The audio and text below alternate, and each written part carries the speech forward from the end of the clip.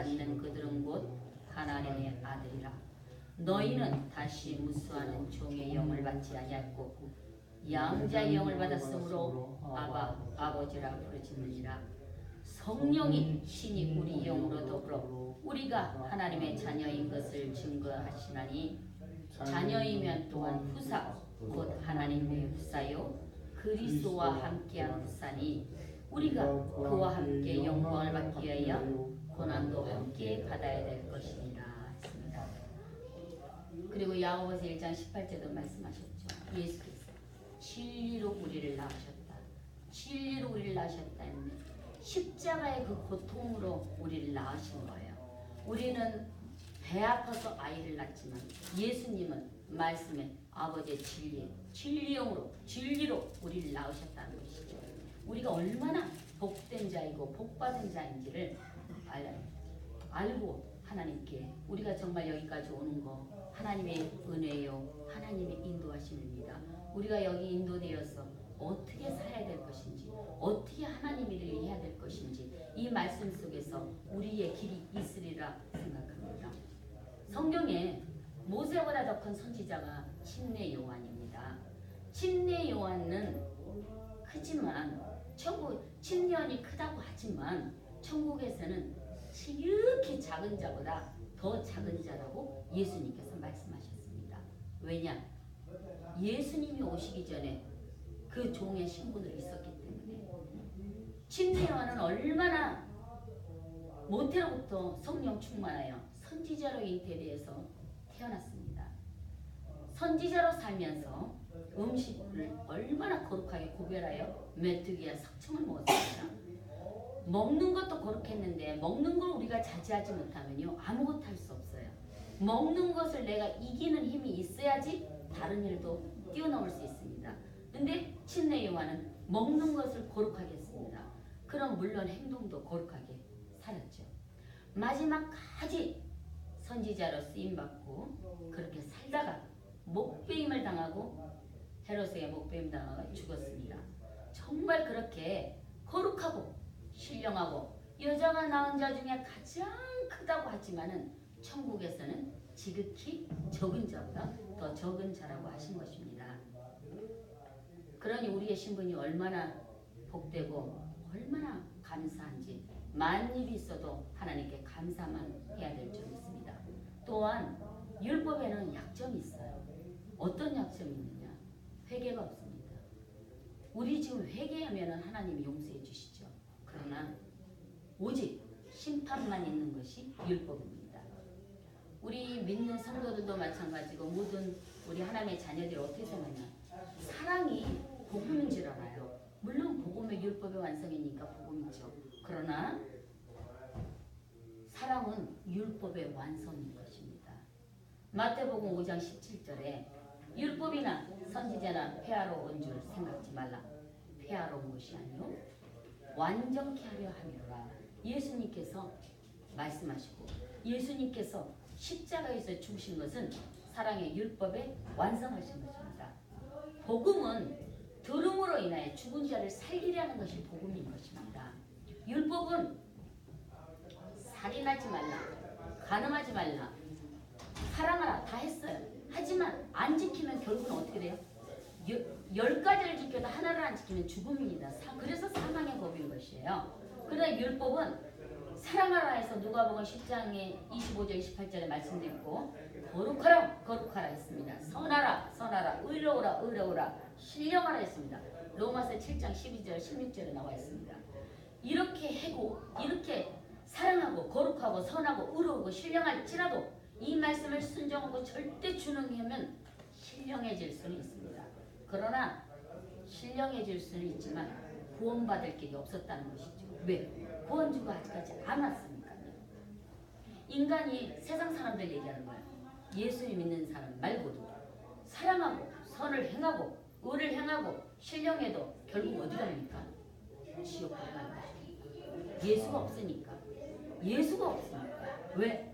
그 죄를 해결해 줄 분이 없기 때문에 죄가 있기 때문에 원죄가 있기 때문에 그래서 지옥 가는 것입니다. 그런데 복음에는 얼마나 감사합니까? 용서가 하나 더 추가되어 있어요. 이것이 복음인 것입니다. 용서. 예수의 피로 내가 하나님 용서했어. 내가 잘못했습니다. 내가 죄를 갈지라도 내가 실수할 수 있습니다. 내 생각으로 하나님 성령의 인도함으로 간다 하지만 내 생각으로 하다가 내 감정대로 하다가 내가 실수할 수 있을 때 어떻게 합니까? 빨리 무릎 꿇고 하나님께 용서를 비는 것이죠. 왜? 나한테 억울하게 하는 말을 들을 때 그 사람이 이쁩니까? 그 사람을 사랑하게 됩니까? 순간적으로 내 생각에 감정이 나오는 것이잖아요. 이 감정이 나올 때 어떻게 합니까? 그 사람을 미워하게 돼요. 그 사람은 내 안에서 비판하게 됩니다. 그럴 때 어떻게 합니까? 나와 하나님하고 관계가 멀어지지 않으려면 바로 하나님 용서해 주세요. 내 손 이룬 같이 사랑하라 했었는데 내가 사랑하지 못하는 거예요. 하나님 주님 마음을 주시고 주님이 그 사랑을 부어주셔서 저 영혼도 하나님이 그 영혼을 위해서 십자가에 돌아가셨는데 하나님 주님 사랑을 내게 보여주셔서 저 영혼도 내가 사랑할 수 있도록 도와주세요. 나는 할 수 없어요. 주의 사랑이 아니면 내가 할 수 없습니다. 할 수 있는 그 용서가 저희에게 있다는 것입니다. 그래서 복음은 살리는 영, 생명의 성령의 법인 것입니다. 복음은 살리는 것은 영이니 유구무익하여서 육이 무익한 게 아니라 내 육 속에 있는 내 본질은 내 영혼이기 때문에 살리는 것이 영이라고 했습니다.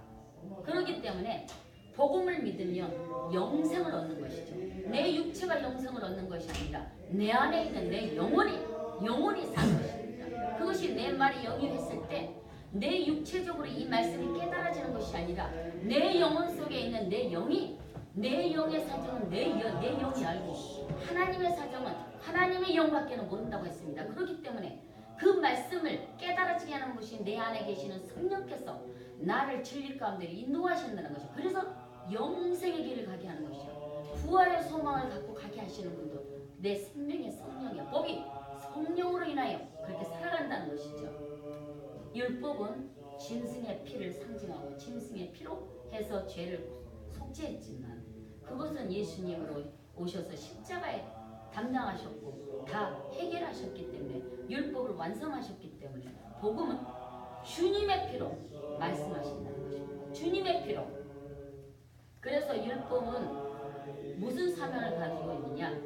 복음이 올 때까지 예수가 올 때까지만 사명을 띠고 있다는 것입니다. 그것이 뭐냐? 갈라디아서 3장 19절 말씀입니다. 그런즉 율법이 무엇이냐? 범법함을 인하여 더한 것이라. 천사들로 말미암아 중보의 손을 빌어 약속하신 자손이 오시기까지 있을 것이라. 예수가 오시고 나는 짐승의 피가 필요 없어지게 된 것이죠.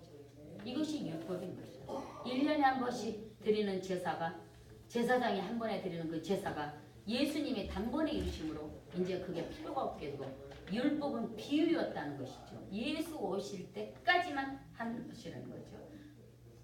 그러니 모세오경을 쓴 모세가 과거를 보니 하나님이 인간을 지었는데 인간이 타락하여 창세기 3장에 타락하여 절망하고 있는 것을 보게 된 것입니다. 모세가 아담 후손인데 어떻게 아담의 하나님의 창조하시고 아담이 거기 에덴 동산을 범죄한 걸 어떻게 알았겠습니까? 성령께서 알려주지 않으면 이 모세오경을 쓸 수가 없었던 것이죠. 그러나 선지자나 예언자는 그렇게 말하지 않아서 아니라 절망만 하지 말라. 소망이 있다. 이스라엘에서 구속자가 나온다. 오리라 했던 그분이 오늘날 오신 것입니다. 그분을 요한복음에서는 이분이 태초 이전에 계신 분이라고 그분이 오셨다고 말씀하십니다. 그분이 태초에 말씀이 계시니라. 이 말씀이 하나님과 함께 계셨으니 이 말씀은 곧 하나님이시라. 그분이 예수님이시라는 것입니다.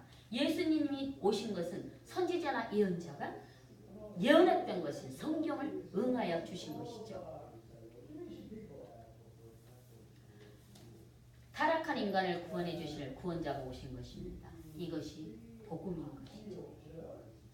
여호와의 이름을 기업으로 얻은 자들은 하나님을 주라 섬기며 하나님의 백성이 되었지만 예수를 믿고 우리가 하나님의 아버지라 부른 우리는 아버지의 이름을 기업으로 얻은 자들을 하나님을 아버지라 부르는 권세, 하나님의 자녀의 권세를 얻은 것입니다. 여호와의 이름으로는 은혜가 없지만 예수의 이름만이 은혜가 있는 것입니다. 그러므로 우리가 율법을 폐한 것이 아니고 완전케 하셨기 때문에 율법도 귀하고 복음은 더 귀하다는 것입니다. 우리가 주 예수를 믿음으로 율법도 알고 복음도 아는 우리 모두가 되기를 원합니다. 그래서 마지막으로 갈라디아서 4장 4절에서 7절 같이 읽고 마무리하겠습니다. 갈라디아서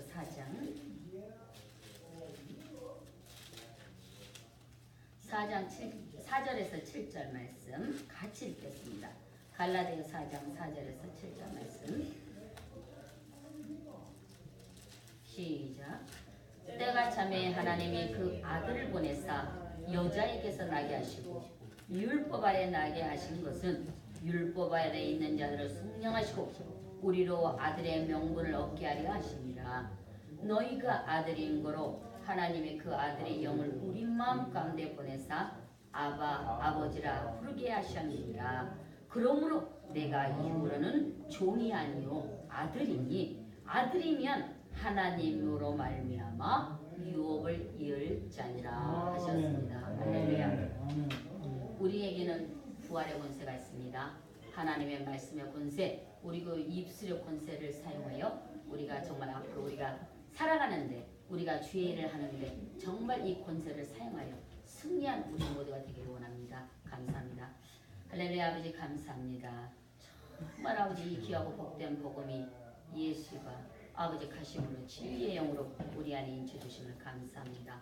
이 학교를 아버지 정말 축복하시고 함께하여 주셔서 정말 아버지 하나님의 살아계심을 증언하며 하나님의 살아계심이 함께하는 것을 보여주는 우리 아버지 그 사도들의 삶과 같은 그 이적이 이 학교에 일어나기 원합니다.